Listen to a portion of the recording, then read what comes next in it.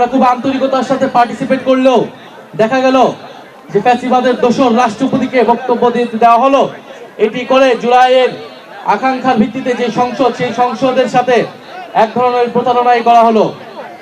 Speaker সাহেবকে আমরা, মাননীয় স্পিকারকে আমরা বলেছিলাম যে রাষ্ট্রপতির বক্তব্য বিষয়ে আমাদের বক্তব্য রয়েছে, সেই বক্তব্য যাতে আমাদেরকে দিতে দেওয়া হয়, কিন্তু সেটি তিনি না দিয়ে রাষ্ট্রপতিকে বক্তব্য দিতে দিয়েছেন। এর ফলস্বরূপ আমরা প্রতিবাদ করে ওয়াক আউট করে আমরা চলে এসেছি। আমরা আহ্বান জানাবো অতি দ্রুত অবিলম্বেই এই ফ্যাসিস্ট দোসর চুপ্পুকে অভিশংসনের মাধ্যমে অপসারণ করে নতুন রাষ্ট্রপতি নির্বাচন করতে হবে এবং তাকে গ্রেফতারের আওতায় আনতে হবে। তিনি শপথ ভঙ্গ করেছেন, তার বিরুদ্ধে আর্থিক দুর্নীতি রয়েছে এবং তিনি গণহত্যা চলাকালীন নির্বিকার ভূমিকা রেখেছিলেন। আমরা সংসদকে সম্মান জানিয়ে ইলেকশন ইঞ্জিনিয়ারিং এর অনেক অভিযোগ এবং সমালোচনা থাকা সত্ত্বেও আমরা সংসদে গিয়েছি কারণ জনগণ আমাদেরকে এত কারচুপির পরে আমাদের কয়েকজন সদস্যকে নির্বাচিত করেছে, বিরোধী দলের 11 দলের সংসদ সদস্যদেরকে নির্বাচিত করেছে সংস্কার কার্যক্রমকে বাস্তবায়ন করার জন্য, উচ্চকক্ষকে বাস্তবায়ন করার জন্য,